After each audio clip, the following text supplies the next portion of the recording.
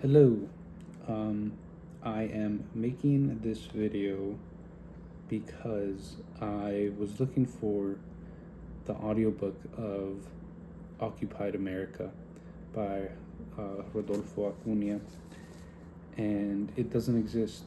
So I'm currently reading Malcolm X, the autobiography of Malcolm X, and it has an audiobook on YouTube. So I'm like, why not? Why not make it myself? So that's what I'm doing. And yeah, here we go. Chapter 1. Not just pyramids, explorers, and heroes. The primary culture of Mexico and the Americas is Indian. Because this fact challenges the legitimacy of the conquest, many scholars, Western scholars, minimize this truism, and they disrespect or slight the histories of the Indians. Mesoamerican and Andean civilizations did not need the Europeans to give them civilization. They are two of the world's cradles of civilization, rivaling other great civilizations in China, the Indus Valley, in the Middle East, and Africa. The Mesoamerican and Andean civilizations shared with them similar features. All of the cradles of civilization had a stable food source. This provided the people with an adequate supply of food to fuel a population explosion. In the Eastern Hemisphere, the basic grains were wheat, rice, rye, oats, millet, and barley. In North America, corn was developed at least 9,000 years ago in what is today central Mexico, spreading to what is now North America and the Andean region of South America.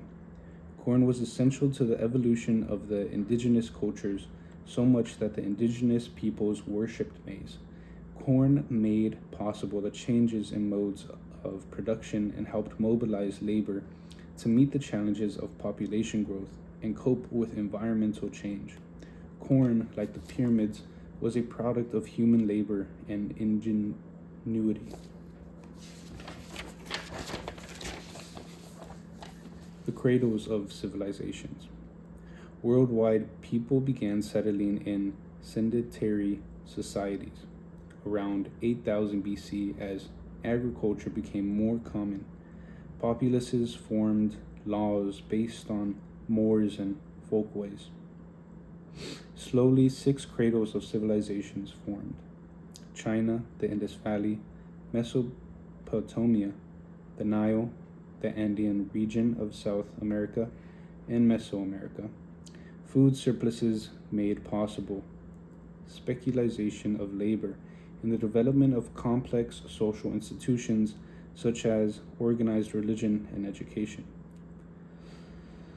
Trade and a writing system facilitated the cross-fertilization of cultures. The interactive map and timeline at the following website shows the formation of such civilizations. Time is very important in understanding history. It determines the question we ask. Time represents the knowledge a people have accumulated. To gain more understanding of the science of time, go to the end of the book and read Creating a Timeline. Correlate this discussion with the online maps cited in the text and in the map room at the end of the book, and with the timeline above, which shows the stages of cultural evolution in Mesoamerica. The Corn People, an overview. When the first modern humans migrated to what are called the Americas, is not known precisely, but is estimated to be about 20,000 to 30,000 years ago. Their migration into Western Europe began about 30 years ago. By some accounts, the New World was inhabited by about 15,000 BC. However, these are theories, and some linguists have raised the notion that language spread from south to north instead of from north to south. There is the probability that some of these early people may well have migrated back to Asia from the Americas, with the last migration ceasing when the Bering Straits ice bridge melted around 9000 BC. The earliest known villages in the Americas appeared along the coast as early as 12,500 years ago. But it was not until 7000 BC, when the hunters and fruit gatherers began to farm, that they began to alter or control their environment. In the Valley of Mexico, the climate changed and water sources, game, and flora became scarce. As the population grew, the people were forced to return to agriculture or perish. The evolution of this civilization was made possible by the cultivation of maize, corn. The origin appears to be the Central Valley of Mexico, as early as 9,000 years ago.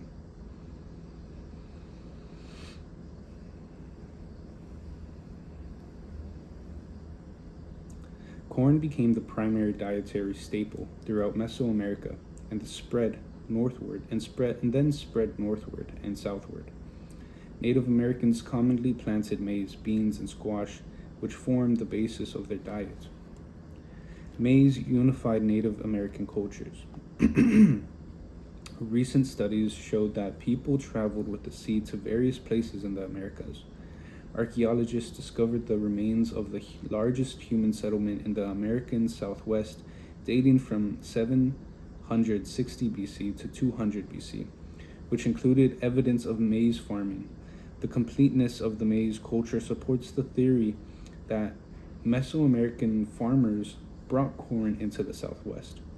Corn spread a culture that extended along what today is the U.S. Interstate Highway 10 into the eastern half of the United States, eventually becoming a staple throughout much of North America.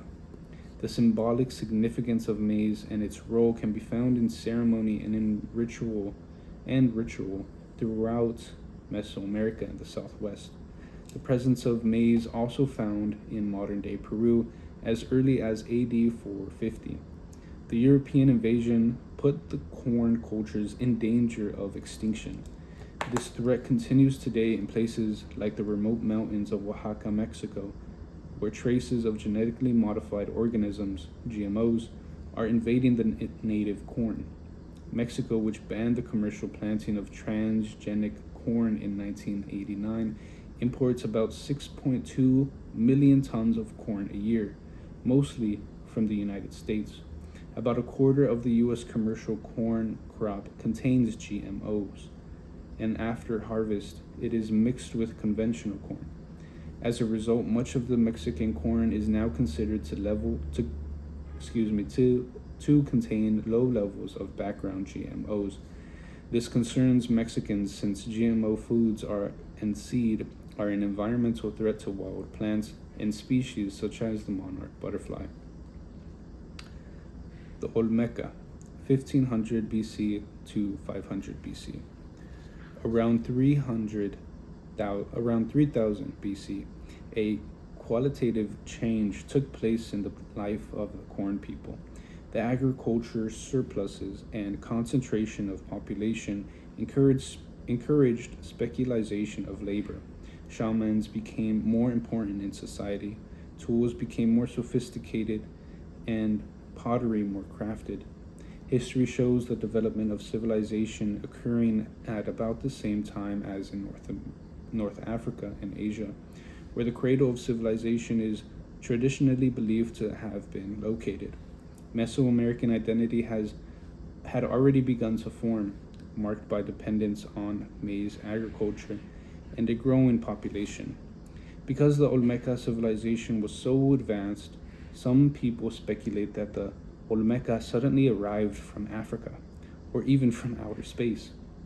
Most scholars, however, agree that the Olmeca, known as the mother culture of Mexico, was the product of the cross-fertilization of indigenous cultures that included other Mesoamerican civilizations. The Olmeca built the first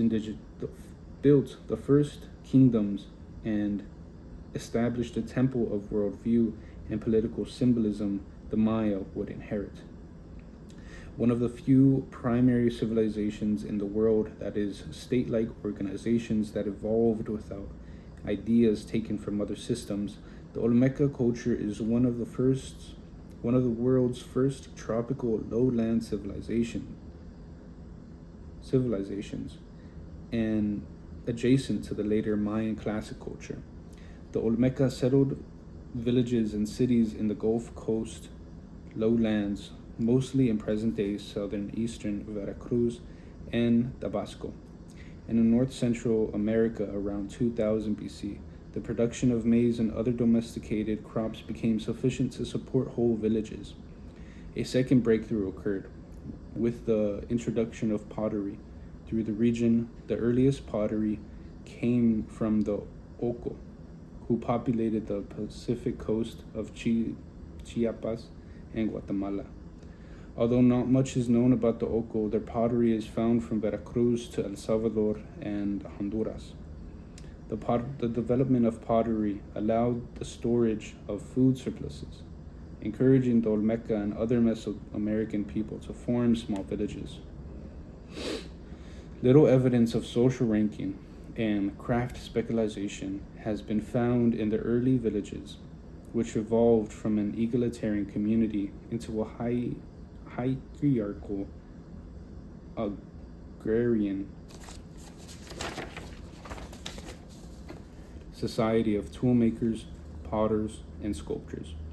As they evolved, the Olmeca became more patriarchal, and they probably excluded women from production outside the home. The Olmeca began to build villages on the Gulf Coast as early as 1500 BC. By 1150 BC, the Olmeca civilization formed settlements of thousands of people, constructed large formal temples built on earthen mounds, and carved colossal 9-foot-high stone heads.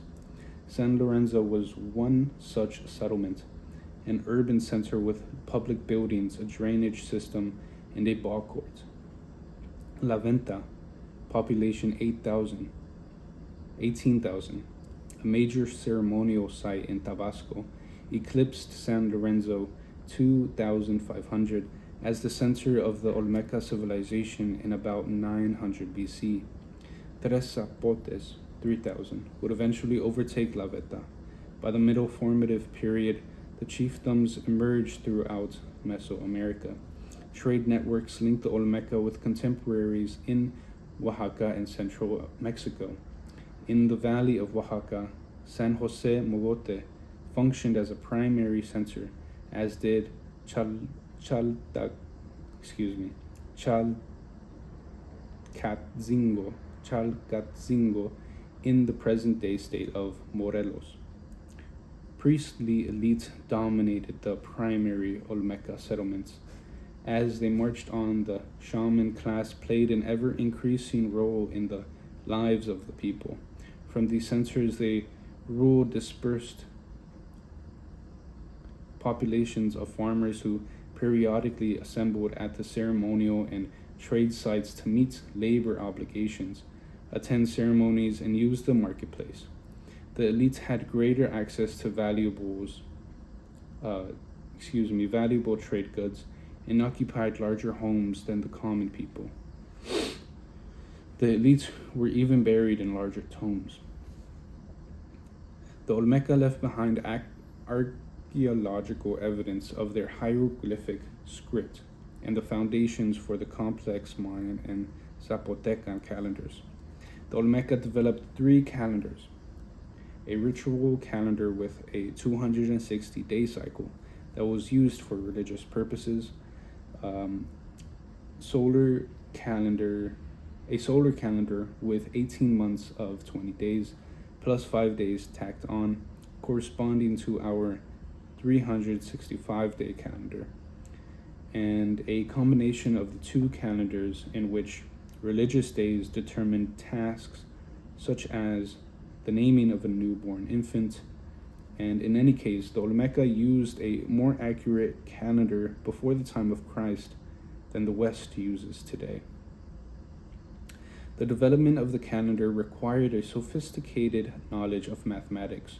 There is considerable difference of opinion about whether the Olmeca or the Maya discovered the concept of the number zero, circa 200 BC. The Hindus discovered the zero in the 5th century AD, and not until AD 1202 did Arab mathematics export the concept to Europe. Pre-Columbian astronomy, too, was far ahead of Europe's. The writing system of the Olmeca is still being deciphered. These hieroglyphic texts represent more than a history. They also constitute literature. Other Olmeca legacies are the ball game and the feathered serpent cult of, Quetzalcoatl, that they shared with the most Mesoamerican cultures. The growth of agricultural surpluses increased trade, which gave the Olmeca the luxury of developing advanced art forms. Although they are best known for their massive, carved, full, rounded heads, they also crafted advanced art forms. They also crafted smaller figurines of polished jade. Religion and the natural world inspired the subject matter for Olmeca art. The Olmeca culture passed its organizational forms, religion, and art to the Maya, the Teotihuacan, and later Azteca societies. About 300 BC, Olmeca civilization supposedly mysteriously vanished. In truth, it continued to exist from 150 BC to AD 450, what some scholars call the Epi-Olmec period. The Maya. Mayan agricultural villages appeared about 1800 BC. The Maya formed a trade network that interacted with other chiefdoms in the Gulf Coast, Oaxaca, and central Mexico. Merchants from Teotihuacan lived in Maya centers, such as Tikal from at least the 1st century AD. The Maya experimented with advanced forms of agriculture, dug irrigation canals, and reclaimed wetlands by constructing raised fields. As their population increased, they built larger ceremonial centers. At this point, as in the case of the other Mesoamerican societies, rulers took control of religious rituals and the belief system. From AD 250 to 900, the Maya lived in an area roughly half the size of Texas. Today, the Mexican states of Yucatan, Campeche, Quintana Roo, part of Chiapas, Tabasco, as well as Guatemala, Belize, Western Honduras, and El Salvador. The divine Ahuab, the divine lord, ruled millions of farmers, craftsmen, merchants, warriors, and nobles, and presided over capitals studded with pyramids, temples, palaces, and vast open plazas serviced by urban populations numbering in the tens of thousands. Agricultural and trade produced prosperity and gave the Maya the ability to build temple pyramids, monuments, and places of limestone masonry to dozens of states. They also used their astronomy skills to link earthly events to those of the heavens. Their calendars were a product of time science. In the 9th century AD, the Maya classic culture began to decline, probably because of revolts, warfare, disease, and/or crop failure. Overpopulation explains the eternal strife and dissatisfaction with their leadership and is a possible explanation for their decline. But the Maya left many examples of their accomplishments in a limestone cavern in northern Guatemala, though through narrow tunnels frequented 12 centuries ago. There are black carbon images of a sacred ball game, musicians, dwarves contemplating shells, homosexual lovers locked in embrace, and columns of intricately entwined hieroglyphs. The decipherment of the glyphs raised many questions. For example, little doubt exists about the presence of homosexuality. The question is how society formed attitudes toward homosexuality. Research in this area is just beginning, and like past literature on the subject, it comes from highly biased sources. One of the most interesting accounts is by Richard Trexler, who argues that Spaniards would often feminize their enemies in warfare, calling them sodomites or pederasts. Trexler says that European notions form much of what we know about homosexuality. In the case of the invasion and subjugation of the Mesoamericans, the Spaniards' homophobia suggested to them their own moral supremacy. Sodomy was seen as either a sign of insufficient civilization or a sign of moral decay. Maya hieroglyphic writing. The decipherment of hieroglyphic writing is leading to a greater understanding of the Maya culture, including the identification of dynasties of rulers and an understanding of how the various people interacted. Direct evidence from bones of the ancient Maya suggests that the common people seldom lived beyond the age of 40. Many died in infancy and childhood. Men and women in the ruling class were physically larger than others, as much as 4 inches taller. Furthermore, evidence from bones and inscriptions shows that the ruling class sometimes lived remarkably long lives. One of the greatest rulers of the ancient city of Yaxchilan, Shield Jaguar, lived almost 100 years. Maya glyphs suggest that a ball game played throughout Mesoamerica served as a means to communicate with the gods. It also enhanced social and economic organization and was a substitute for war. Revered by both the Maya and the Azteca, the game possessed deep religious significance. The object of the game, which was played by small groups in an outdoor stone court, was to pass a large rubber ball through a stone ring at opposite ends of the court. The Maya based their numerical system on counting on the fingers and toes. For example, in Quiche, a branch of Maya culture, the word for the number 20 symbolized a whole person. This method of counting is also reflected in the decimal divisions. The Maya used a system based on the number 20, with only 3 symbols: a bar for 5, a dot for 1, and a stylized shell for 0. As we have discussed above, the Maya, if not the Olmeca, were probably the first people to develop the mathematical concept for 0. Their knowledge of mathematics allowed the Maya to develop an advanced calendar. The astronomy of the Maya was not limited to observation of the stars and approximate predictions of the movement of the heavenly bodies. Using sophisticated numerical systems and various tabular calculations in conjunction with the hieroglyphic script, Maya astronomers calculated figures running into the millions. At the time of the Spanish conquest, the Maya still wrote glyphs, not only on stone slates but in handmade books. In 1566, in the Yucatan, Firar Diego de Landa read a great number of Maya books. According to him, because the books were about the indigenous antiquities and sciences which he believed were based on nothing but superstitions and falsehoods of the devil, he burned them. However, not all of the Maya books were burned. Some were sent to Europe as part of the booty seized by Cortez from the Native Americans.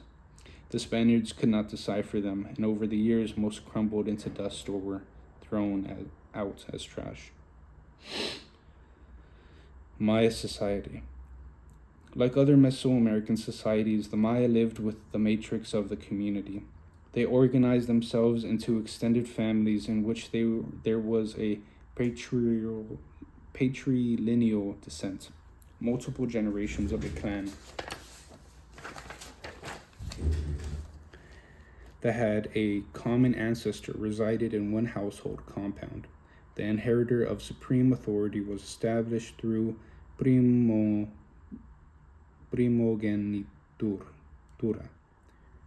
primogeniture, which resulted in the rule of clan elders.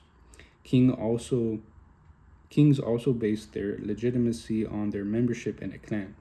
The kings erected monuments to commemorate their victories and to record their lineage. During the late Classic period, Tikal, a kingdom of around 500,000 people, was the largest known Maya center. It covered about 14 square miles and included more than 3,000 structures. It made alliances with other city-states, but also often used force to expand its territory. The glyphs on a prominent Tikal building reveal the names of noble women such as Birdclaw, Jaguar Seat, 12, Macaw, and the women of Tikal. These women, although buried in honored places, were present only through a relationship with an important male. The differences between males and females changed with time. Scholars suggest that there were more equity before AD 25 than after. As in most advanced civilizations, class differences existed, and over time, one's position in society became hereditary. Therefore, a distinct divide between high-ranking members of Tikal society and the poor existed, and this widened over time. The glyphs reveal few actual women rulers among the Maya. In Palenque, during the 6th and 7th centuries, there were only 2 women rulers, Lady Canal Ical and Lady Zakuk. Both were the descendants of kings and thus legitimate rulers. They inherited the throne and passed it on to their children. Lady Zakuk was the granddaughter of Lady Canal Ical and was the mother of the great Pascal, who built grand buildings as testimony to her greatness. Indeed, Pascal got his legitimacy through his mother's line of ancestry. She enjoyed great prestige because she lived for 25 years into his rule. Pascal died in his 90s. The decline of Mayan civilization. After AD 909, the Maya built few new temples and even fewer cities, except for the northern Yucatan at sites such as Chichen Itza and Tulum. Chichen Itza was first founded about AD 400 and was governed by priests. The architecture, reflects this religious dominance, and there was many representations of the god Gauk, the Maya rain god, on the buildings. With the arrival of the Itza from central Mexico about AD 850, the city was rebuilt, and images of the god Kukulkan, the plumed serpent, became numerous. The Itza were politically and commercially aggressive rulers. Chichen Itza, the dominant Maya center for the Yucatan Peninsula during the early post-classic period, was closely linked to the Tula people in the north and was greatly influenced by that culture. The importance of the center declined after the late 12th century, when a rival Maya group sacked it. Tulum and other coastal cities were important centers for sea-based commerce. Glyphs may someday answer many questions about the Maya, who built their civilization in a hostile and fragile rainforest. How did 6 million Maya coexist in this difficult environment? For a time, these civilizations met the challenge, and they developed a sophisticated knowledge of astronomy, mathematics that allowed them to increase production of food and other necessities. They constructed a mosaic and sunken gardens, fruit trees, and terraces, a system that used the rainfall, fertile soil, and shade of the jungle to their advantage without permanently harming it. Maya farmers dug canals and built raised fields in the swamps for intensive agriculture. Until recently, archaeologists assumed the Maya used a slash and burn method in which farmers cut and burned the jungle, planted crops for a few years, and then moved on when nutrients were depleted. A true slash and burn method would have supported only about 65 people per square mile. However, the Maya population density had already reached about 125 people per square mile, about AD 600. We can speculate that engineering projects like canals, reservoirs, and the terraced fields came about at the cost of human labor.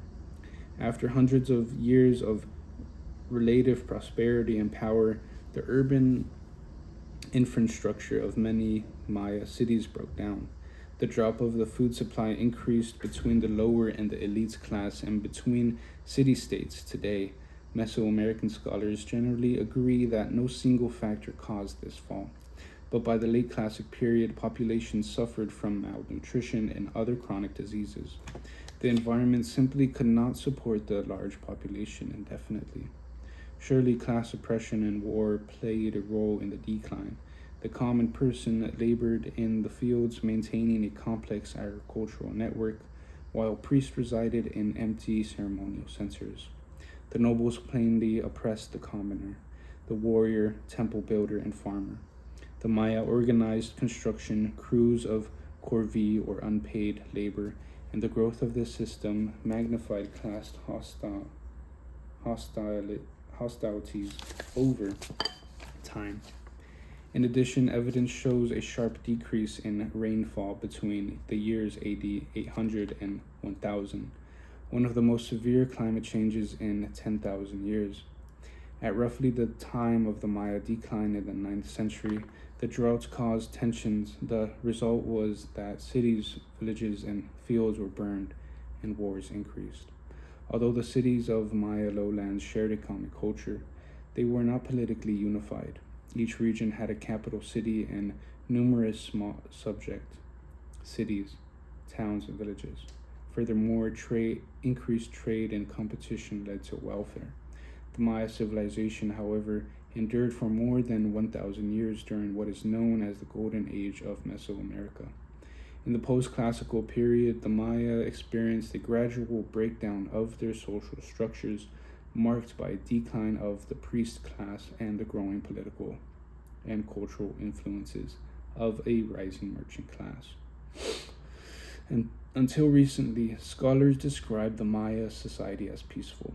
Decoded glyphs, however, suggest another view of the Maya, revealing the practice of human sacrifice and bloodletting.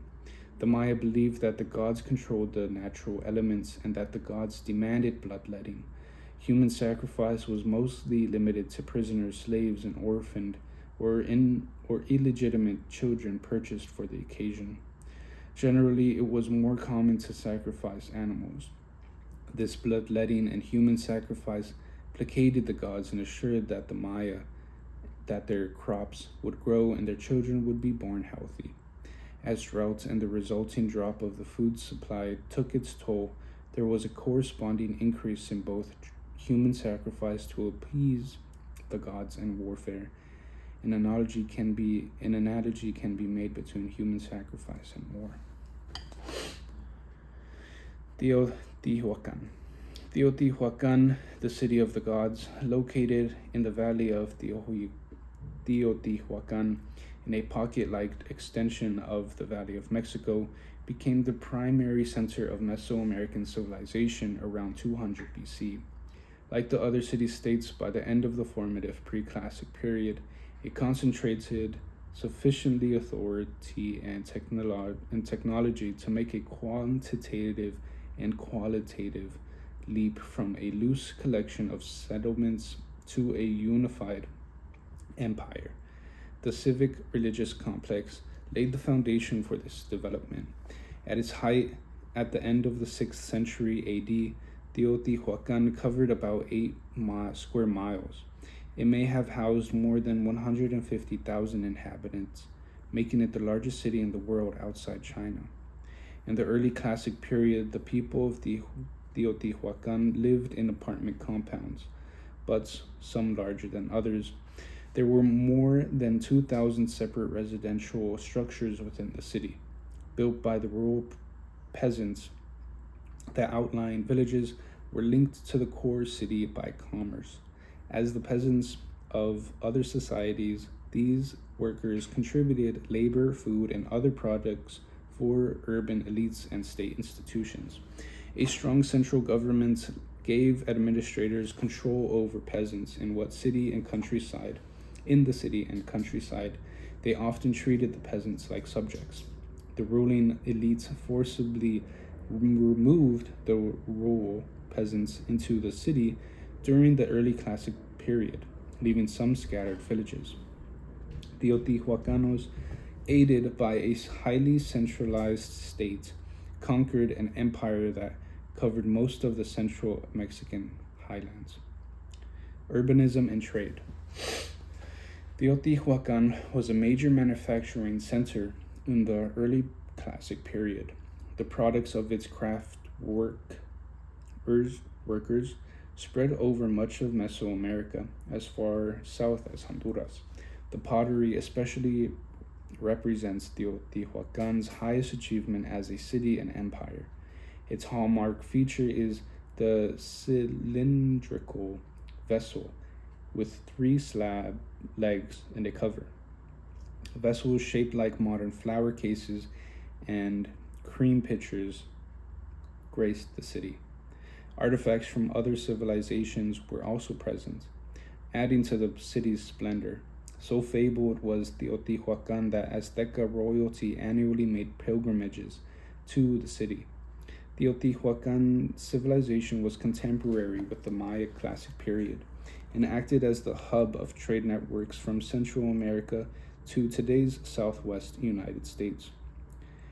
Without trade, the Maya culture would have remained at the chiefdom stage instead of evolving into a sophisticated world system that stressed material production and common ideas. It grew to a population of 100 to 200,000 people. Teotihuacan suffered from internal civil strife in the 7th century and again at the beginning of the 10th century. In about AD 600 to 650, unknown invaders burned the civic ceremonial city of the center of the city, marking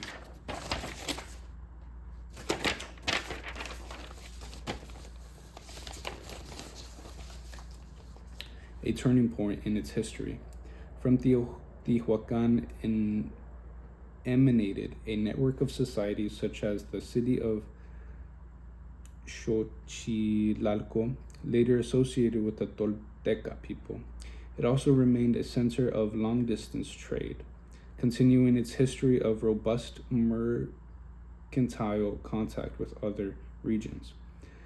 Even after its decline, Teotihuacan continued to be a great city of 3,000 inhabitants until about AD 950. However, without its authority, Mesoamerican societies were less centralized, breaking up into dozens of city-states, which competed for trade and influence. The Tolteca. The post-classic period is characterized by a secularization of Mesoamerica. Although religion remained important to the Mesoamerican peoples, the civil and commercial sectors of society became more important, and their rise led to the expansion of market systems and long-distance exchange. The Tolteca emerged into what is today Mexico in about the 10th century AD. The Tolteca were a dominant force during this period, from about AD 900 to 1150. A subgroup of the Chichimeca, a Nahua speaking people from the northern desert, the Tolteca, controlled the Valley of Mexico. Their capital was Tolan, about 40 miles north of present-day Mexico City. Founded in the 9th century, Tula incorporated part of the heritage of Teotihuacan, although it is generally associated with Tolteca culture. After Teotihuacan's fall in AD 700, Tolteca refugees migrated there from northern Teotihuacan and adopted many of its cultural features. Topilzin se akal Quetzalcoatl, our prince, one reed feathered serpent, ruled Tula from AD 923 to 947. Si Acatl is often confused with the Azteca deity Quetzalcoatl, the feathered serpent who, for 1,000 years, was part of Mesoamerican mythology. The Tolteca developed a system of cosmology, practiced religious rites, including human sacrifice, and built grand temples to their gods. In the courtyards of Tola, supporting the roof of the great temple of Quetzalcoatl,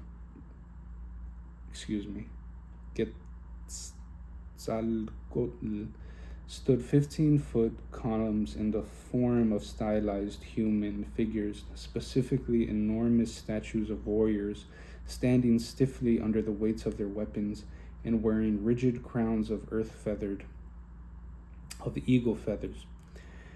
Processions or military marches and eagles and jaguars devouring human hearts are portrayed. The plumed serpent, formerly interpreted in Teotihuacan as the benevolent divinity of agricultural plenty, in Tula became a god of the morning star, the archer god with fearsome arrows. Little evidence exists that the Tolteca built an empire. Tula, for instance, was not at the crossroads of the international trade networks of that time. In the mid-1100s, the Tolteca collapsed, perhaps under attack by nomadic tribes, and Tula was abandoned. By the time the Tolteca had extended their sphere of influence into what is now Central America, this culture was transposed to Yucatan, where it was superimposed on Maya tradition, evolving and becoming more flexible and elegant. A hybrid art form of dazzling brilliance developed and lasted for 2 centuries. The Tolteca influence can be seen in a cross-cultural fusion of deities depicted in Maya glyphs, frescoes, and designs. Tula was the axis of the Tolteca civilization. It controlled most of central Mexico, the Yucatan Peninsula, and the Gulf Coast, and it is speculated that its interest extended to Chiapas and the Pacific coast. The Tolteca also expanded trade with people as far away as Zacatecas, Veracruz, and Puebla, New Mexico and Arizona, and Costa Rica and Guatemala. They assimilated with many of the peoples that they cultivated ties with. An example is the important Maya ceremonial center of Chichén Itzá. By the end of the 9th and the beginning of the 10th century, the Mayan culture was in decline. The Itzá stepped into the void and began to substitute their gods and architectural styles. The Toltecas added the observatory, Kukulkan's pyramid, the temple of the warriors, the ball court, and the group of the 1,000 columns. Judging by the architecture and artifacts, there was considerable cross-fertilization between the two cultural areas. Other corn civilizations. The Zapoteca were the original occupants of the valley of Oaxaca about 4,000 years ago. Oaxaca's people settled in agricultural villages. Interaction with common ancestors played an important role in integrating autonomous villages. Between 500 BC and 100 BC, a highly centralized, urbanized state emerged with Monte Alban as its principal center. Great plazas, pyramids, a ball court, and underground passageways graced the city. Some evidence suggests that the Zapoteca and the Olmeca engaged in long-distance trading that dates to the time of San Lorenzo, and that the Zapoteca later enjoyed good relations with the city of Teotihuacan. As with the Maya Zapoteca, society was religious. It held that a supreme being created everything. Although not by himself, there was no beginning and no end of the universe. Like other Mesoamerican societies, the Zapoteca wrote in hieroglyphics and were obsessed with astronomical observation. Their 365 and 260-day calendars set a rhythm for their lives, with the later serving as a religious guide and marking the birthdays of its adherents.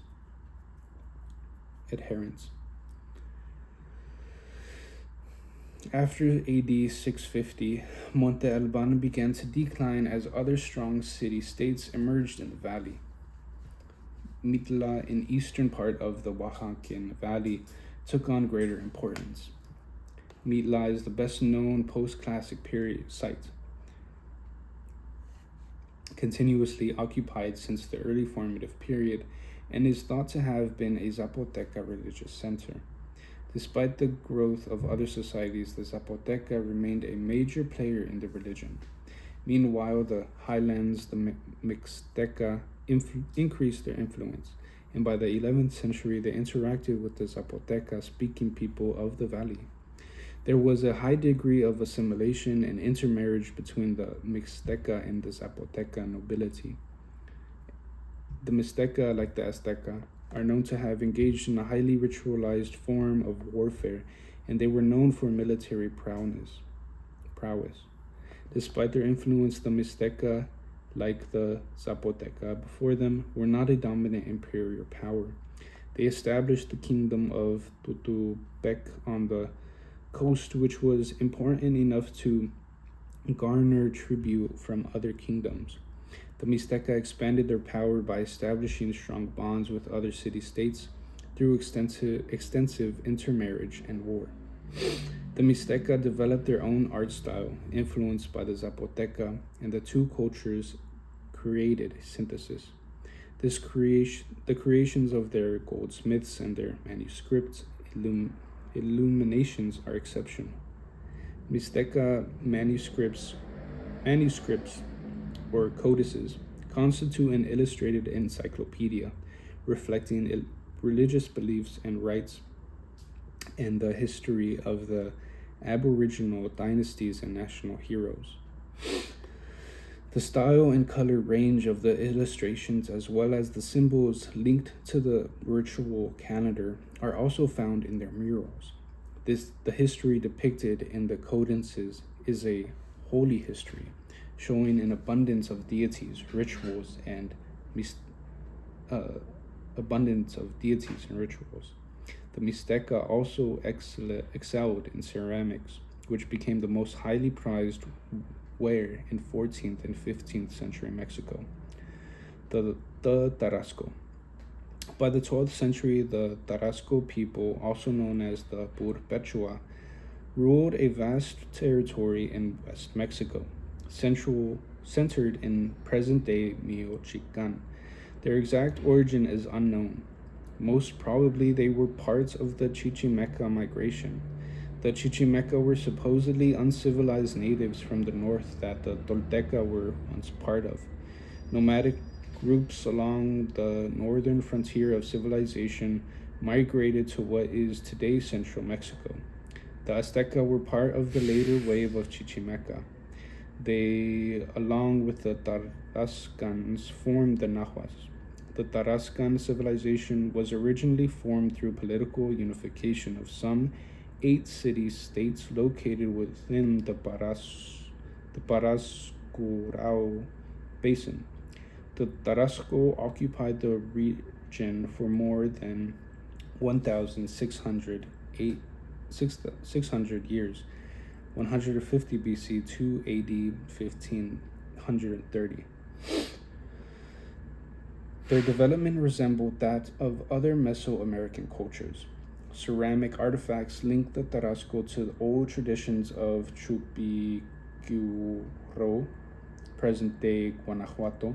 Their pottery and metalwork styles are unique, although they borrowed heavily from surrounding societies. This borrowing was common. For example, ceramics found in the present day North Mexican states of Zacatecas and Durango bear resemblance to the Hohokam ceramic found in what is today Arizona. The capital city of the Tarasco was Tizunzan.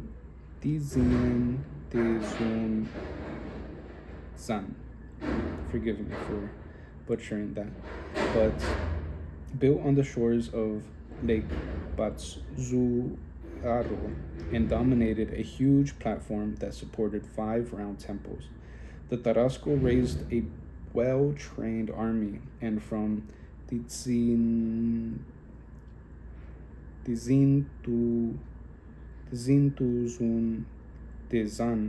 forged an empire.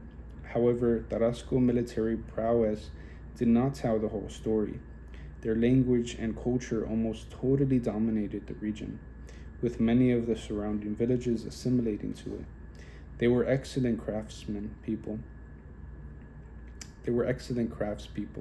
and they invaded other peoples for honey, cotton, feathers, copal, and deposits of salt, gold, and copper.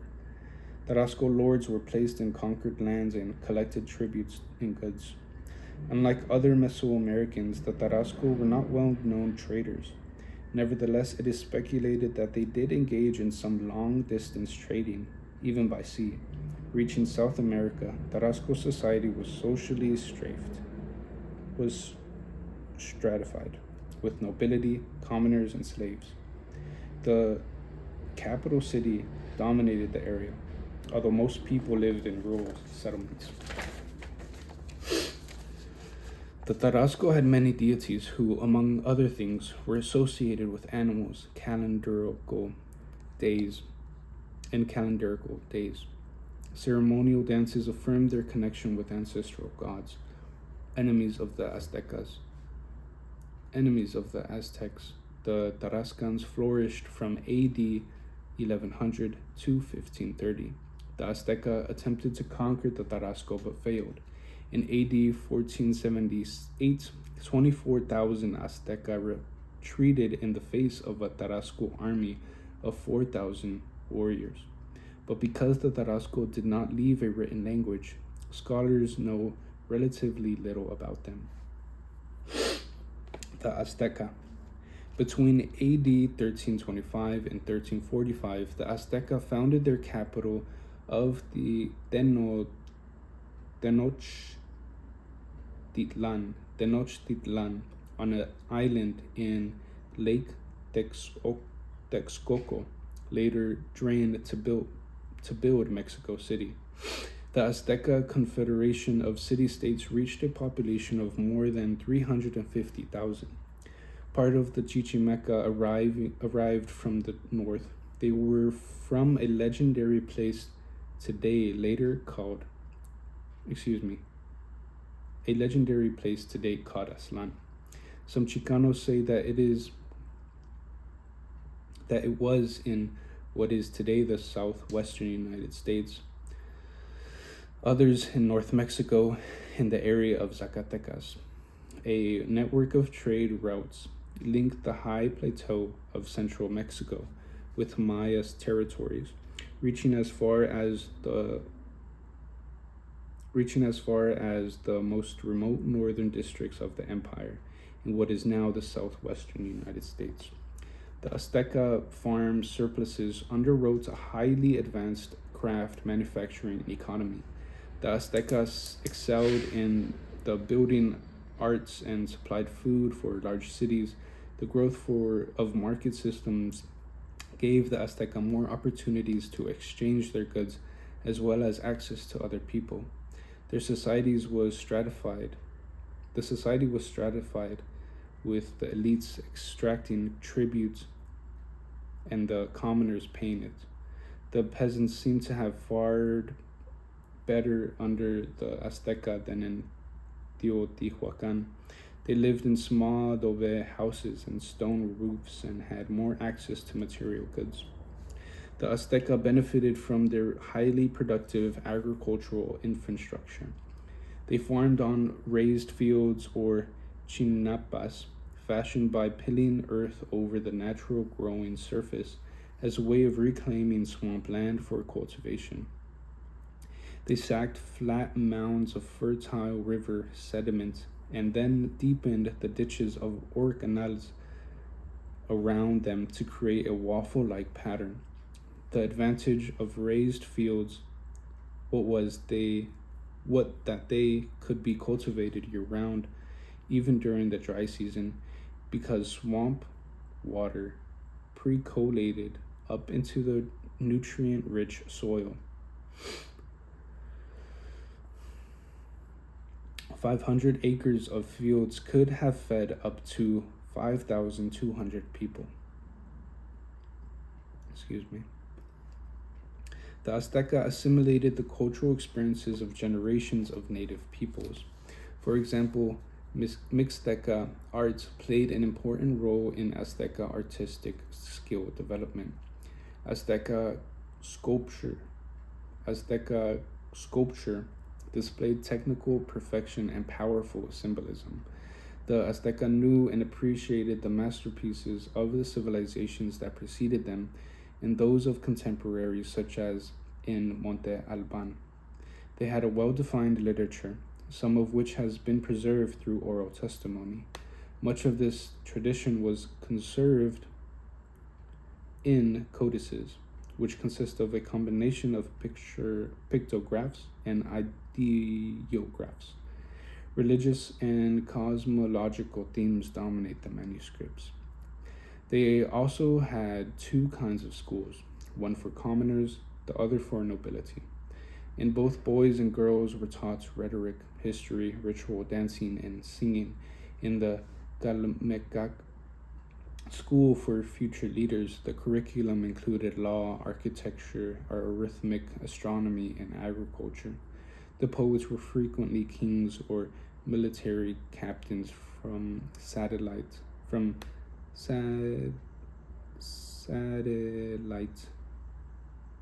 principalities.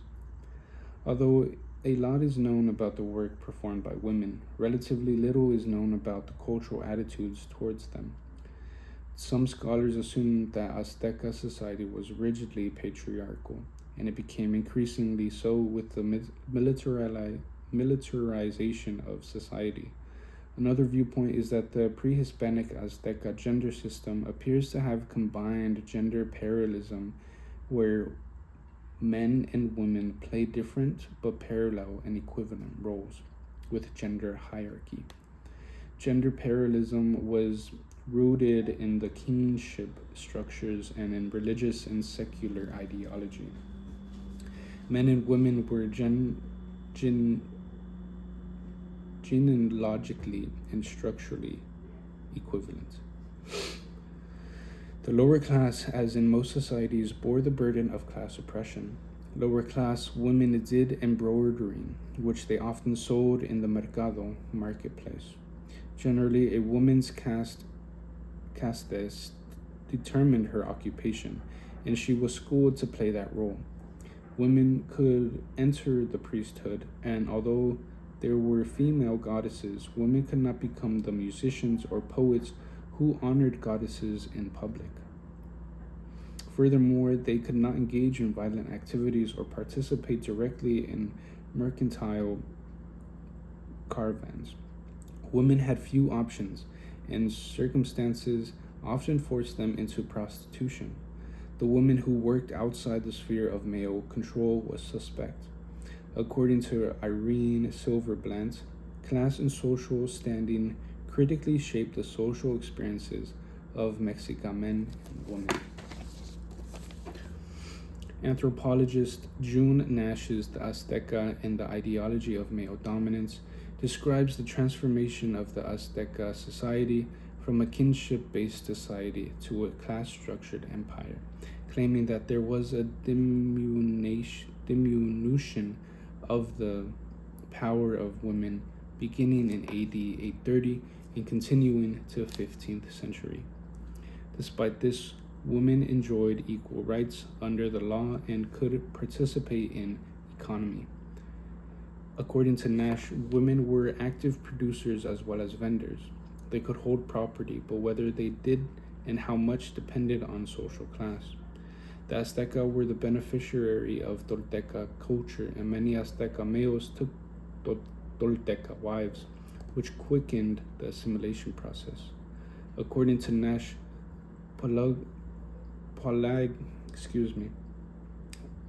polygamy weakened the role of women in royal families since their sons were not guaranteed succession as in the past. The division of labor by sex and had well been established by the late 15th century. The codices show men teaching boys to fish, cultivate, and work metal, and women teaching girls to weave, tend babies, and cook. According to Nash, sacrificial ceremonies glorified the cults of male dominance. While Azteca society may have ignored forms of male homosexuality, lesbians were disdained as lower than prostitutes. Contradictorily, there were male transvestite performers who are said to have been bisexual, and they enjoyed access to male privileges.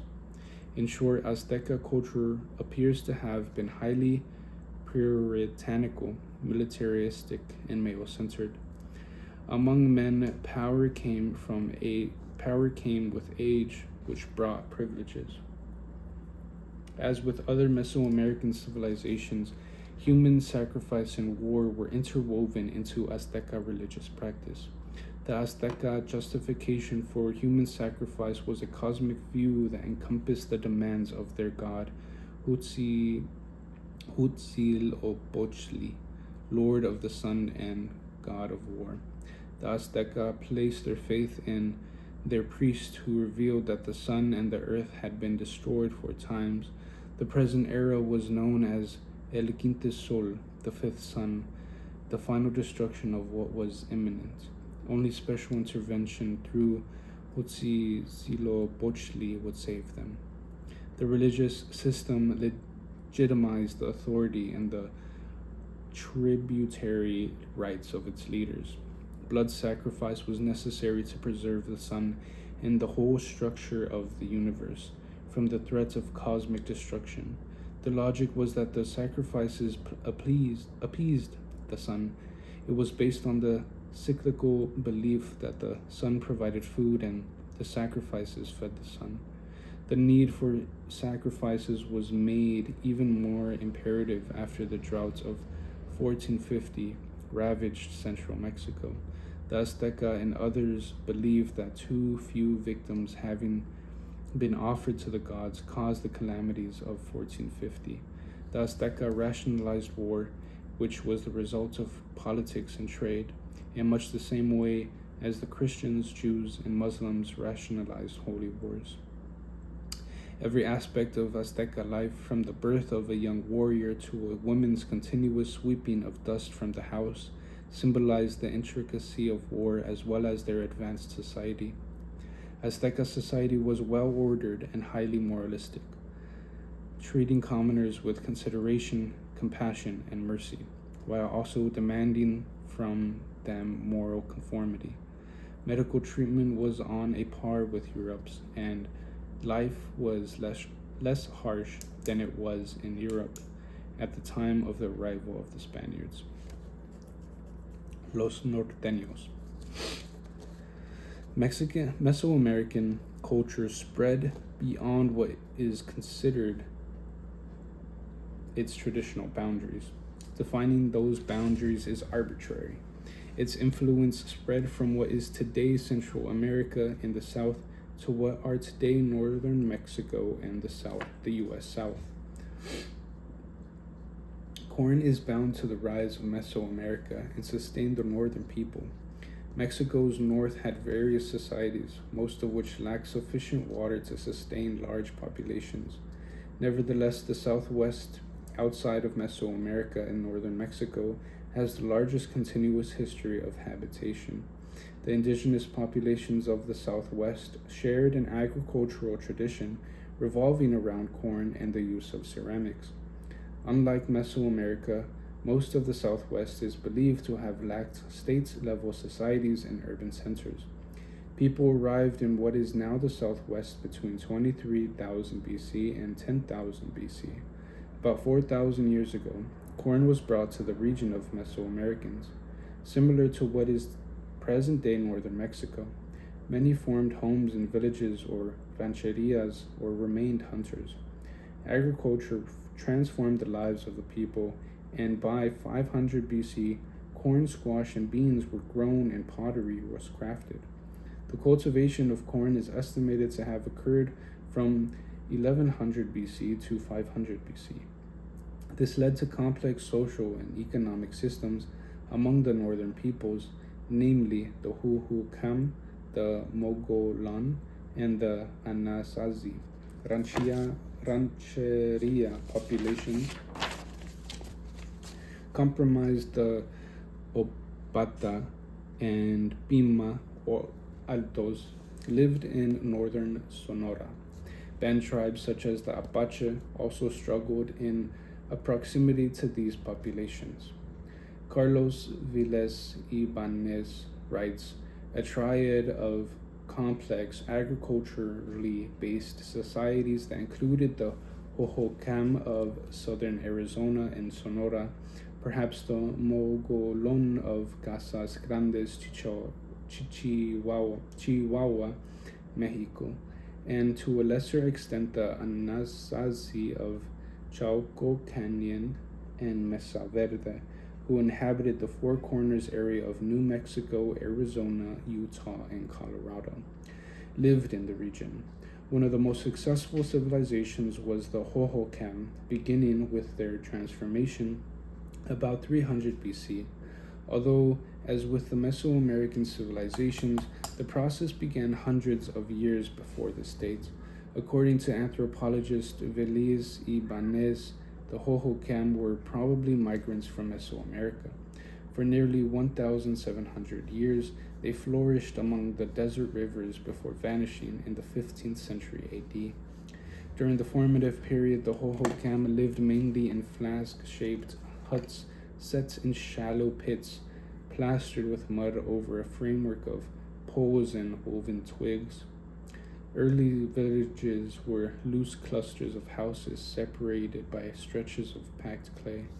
After about AD 1000, Hohokam villages took on a more urban aspect.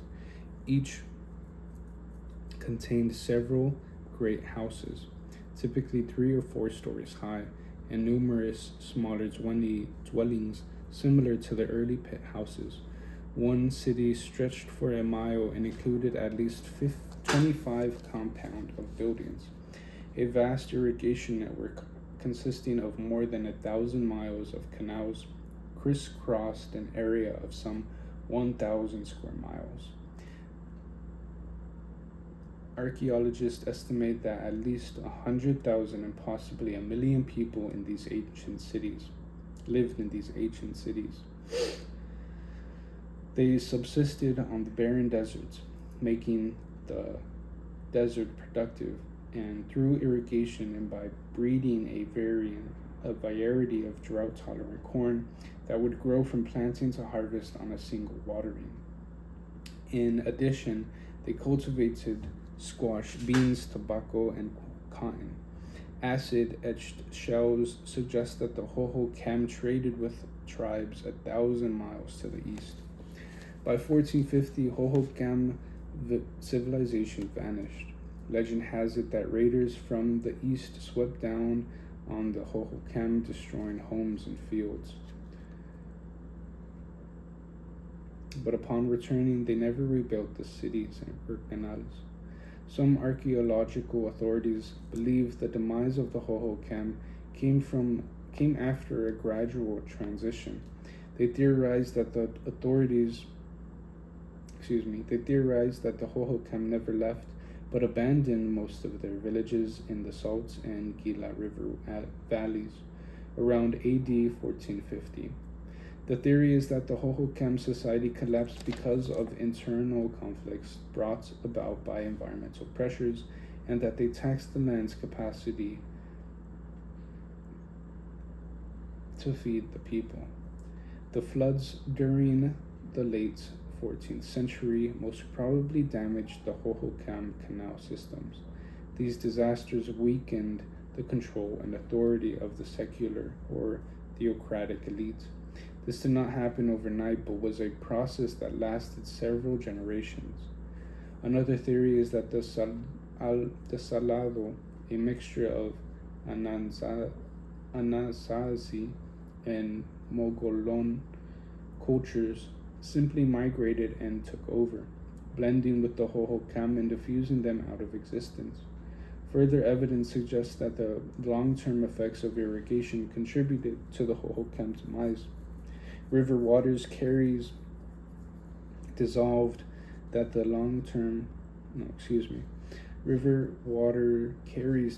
minerals. As this water evaporates from irrigated fields, it leaves behind mineral residues, usually alkali salts, that gradually make the soil unfit for plants. The Anasazi, meaning ancient ones in the Navajo language, who neighbored the Hohokam, settled in the Four Corners region in the AD 100 to 1300. Ancestors of Pueblo Indians now living in New Mexico evolved in caves that consisted of an array of semi-subterranean houses. Houses in the open, also consisted of chambers below and above ground. Pit houses, known as kivas, served ceremonial purposes that were community structures with up to 1,000 rooms. Multi-storied pueblos like Chaco Canyon and cliff dwellings like Betaquin and Mesa Verde are examples. The Anasanzi abandoned the cliff houses in the late 13th century, possibly because of a severe drought between AD 1276 and 1299, and because of pressure from the Navajo and the Apaches. The Anasazi were the ancestors of today's Hopis, Zunis, and Rio Grande Pueblo peoples. The Mogolon lived in the southeastern mountains of Arizona and southwestern New Mexico between 200 BC and AD 1200. In all probability, the Mogolon made their first pottery in the southwest. They depended on rain and stream diversions for their farming, a technique that influenced the Anasazi or Pueblan culture. From about AD 700 on, the Mogolon in New Mexico were greatly influenced by the neighboring Anasazi. According to Velez Ibanez, Casas Grandes in Chihuahua was a Mogolon city. They also called Baquime. It was a major trading and manufacturing center on the northern frontier within the Mesoamerican road system, from which Mesoamerican culture was dispersed. A link is made between Casas Grandes and Mimbres culture of southwestern New Mexico, a branch of the Mogolon peoples who produced painted pottery between AD 800 and 1150, similar to that found in the Casas Grandes area. Other scholars called Baquime, an outpost for Mesoamerican traders controlling trade between the Southwest and Mesoamerica, while still others link it with the Anasazi. Present-day Casas Grandes is set within a vast network of ancient ruins that was once the heart of one of the Southwest's largest trading centers. The area is still being evacuated, and much remains unknown about this center. Small villages surrounded the city of Baquime, which evolved into a sophisticated center with an irrigation system that included dams, rivers, and trincheras, stone ditches. It had water houses, bog courts, ceremonial structures, plazas, and stream rooms. By the late 13th or early 14th century, the area began to stagnate. Climate change, environmental degradation, socio-political conflict, and shifting made patterns all took their toll on the Mogolon people. By this point in the chapter, hundreds of tribes with different cultures and linguistic dialects in northern Mexico and southwest have been omitted because of the lack of space. For example, Texas natives lived in camps perhaps as early as 37,000 years ago. They went through the evolutionary cycle with other Indian tribes, at first surviving primarily on wild game and then turning to agriculture. In fertile East Texas, the tribes built permanent villages and had well-developed farms and political and religious systems. These tribes formed a loose federation known as the Gado Confederacies to preserve the peace and provide mutual protection. This ancient culture originally occupied the Red River area, what is now Louisiana and Arkansas. Semi-sedentary agricultural people, these tribes grouped around ceremonial mounds that resembled temples. Some scholars speculate that these skillful potters and basket makers were linked to the Mesoamerican cultures of the South. Thousands of miles to the west, present-day Alta California had one of the largest concentrations of native peoples by the later parts of the 18th century, in the range of 300 to 500,000 indigenous folk.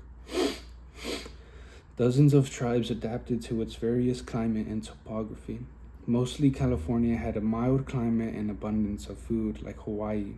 It had an abundance of game, wild fruits, and plants, and fish, and most tribes did not have to farm. They supplemented these by trade with the native people to the east and among themselves. Their habitation of Central California began between 12,000 and 10,000 BC, and their evolutionary cycles resembled those of other native peoples. They left artifacts, traditions, and their descendants. Edward H. Spicer's book, Cycles of Conquest, is one of the most important studies of the native peoples in northern Mexico, whom at one point were part of the Mesoamerican sphere of influence. The Pima Opata and the Tohono O'odham did not have a border marking Mexico and the Southwest. They used the resources of their land to their fullest, building rancherias and in some cases small villages. Noble among the tribes were the Cajita, who spanned northern Sinaloa to central Sonora. Among the Cajita were the Yaqui. They had a strong sense of identity with the Yaqui River, one of the great waterways of North America. Unlike other people of the desert, they had use of a vast flowing river that allowed them to form villages of up to 3,000 villagers. Their lives differed from the Tarahumara, Raramuri, and the Conchos, who lived on eastern slopes and to the east of central Madre.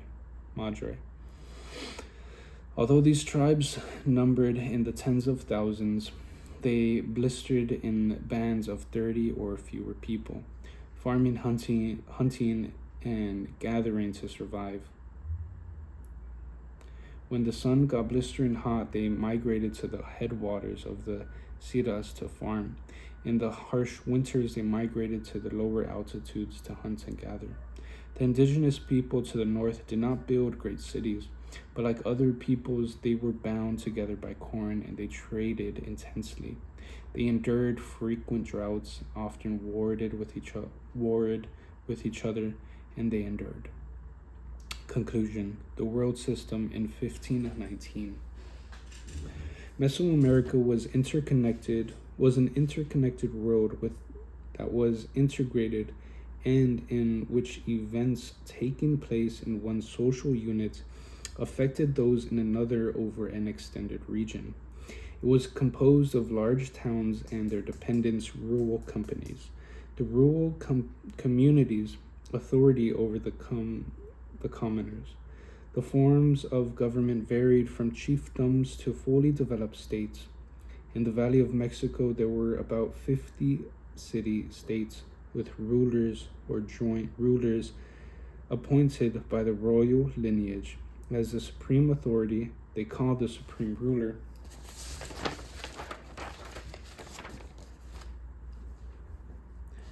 a Tlatoani, he who speaks, or the case of joint rulers, Tlatoque, in the highlands of Guatemala. The Maya called the ruler Achpop, he of the mat. The Azteca Empire was a loose coalition of subject city-states that paid tribute to an imperial center. Scholars are built on whether or not the Azteca attempted to impose their culture on their subject peoples. One thing is certain: there was considerable ethnic diversity among the people of Mesoamerica. The dominant cultures influenced some, while others remained segregated to distinct cultures. Mesoamerica, although influenced by the other dominant world systems of the Maya, Tolteca, and other cultures, was not under the political control of a single power. The core zones. Mesoamerica, meaning Middle America, located between North and South America, was divided into multiple core zones, of which Central Mexico was the most prominent. The exchanges between the core periphery, the semi-periphery, and the semi-periphery were important in determining the flow of luxury goods, cotton garments, jade, cacao beans, hides, feathers, and gold ornaments.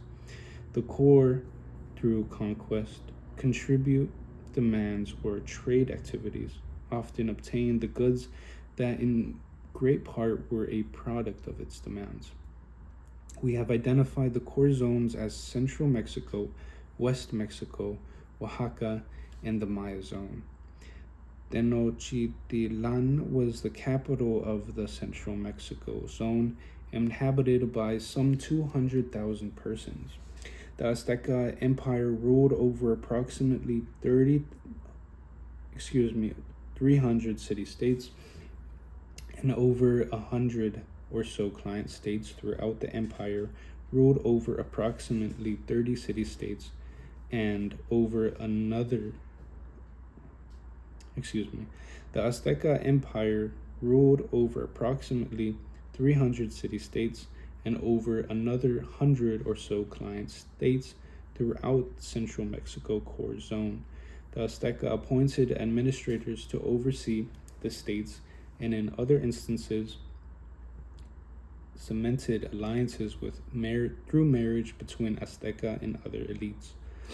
Considerable cultural and linguistic diversity existed within this core. The Tarasco held sway over the West Mexico core zone. The Tarasco zone, more centralized and militaristic than the Azteca, had a tighter grip over its city-states, but the Tarasco did not have the same impact that the Azteca did on Mesoamerica.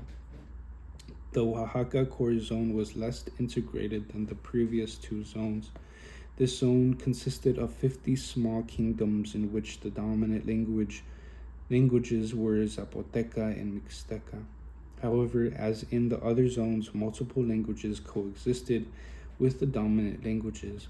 As the time of the Spanish invasion, the Mixteca states enjoyed considerable unity, forged by intermarriage between the ruling families. Trade took place within and outside the core. Intermarriage also occurred between Mixteca and Azteca, who had significant cultural exchange. The Maya core zone structurally resembled that of central Mexico. Maya language and culture dominated the zone, although there was little unity between the highland and the lowland core states. Moreover, Maya had multiple dialects, and non-Maya speakers also lived within the zone. The city-states competed with one another, and some, like Quiche, incorporated approximately 30 tribute-paying provinces. The smaller zones within the main core zone were densely populated, and trade and warfare existed between them. Tensions also existed between many Maya and Azteca cores. The semi-peripheral zones.